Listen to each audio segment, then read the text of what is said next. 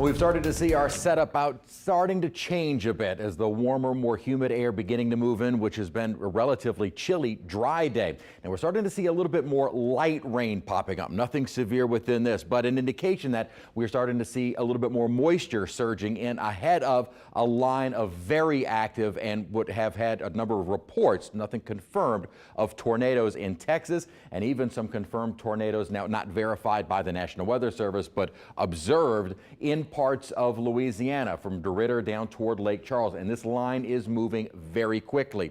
At timing, it looks like it'll start moving into our western parishes probably around 9 o'clock or so. After that, continuing eastward very quickly. By 11, more of the North Shore, starting to see more of the metro area down toward the coast. By about midnight, may already see us clearing out in the city and much of the North Shore, but still moving through the Mississippi counties, kind of the Biloxi Marsh as it moves out of eastern St. Bernard, central and lower Plaquemines Parish between midnight and 1. And I think by about 1, all of our areas should be out of the severe risk. May still have some lingering showers that may even continue into early tomorrow morning. That level 3 threat with the hatched area remains in place. The hatching means a significant risk of tornadoes. And we, again, have had several reports in Texas and now starting to see some of those maybe continue into Louisiana. Now, what we have is an area of a likely tornado watch to be issued, but in fact, the National Weather Service folks just said they spoke with the Storm Prediction Center. Those are the ones that issue the watches, and that we will see a watch that will include all of southeast Louisiana come out shortly.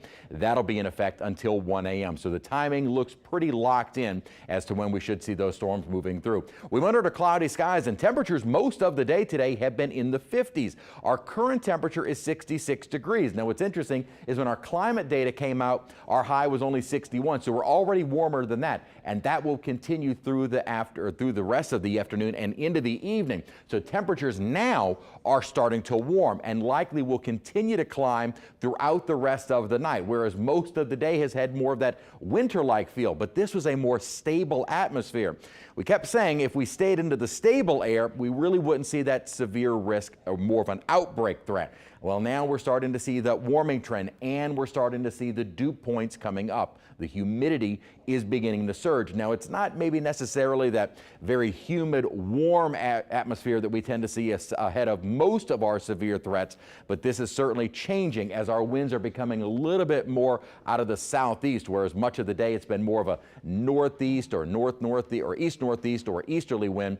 They are starting to bring in some of that Gulf moisture. And notice the wind speeds have been in excess of 15 to 25 miles an hour, with gusts at times approaching 40 plus miles an hour. So it has been windy all day, and that's well out ahead of this front. But this is a strong upper system, one of which is much lower latitude, meaning we're getting most of that energy with the system moving far closer to southeast Louisiana. Now, here we go into the risk for severe or more tornadic storms, where the ingredients are starting to come together. We're starting to see that area move farther north, and we're going to continue to see that threat spread across southeast Louisiana ahead of the line going into later on tonight. So whereas we have been more stable in the atmosphere today, meaning we would not see much in the way of severe risk if the line were to move in well out ahead of the warmer air, it does look like we're going to get to that warmer air mass, and that will allow for the increasing threat of severe storms. Winds will stay strong through the night until that front moves on through. The coastal flooding will also continue through the night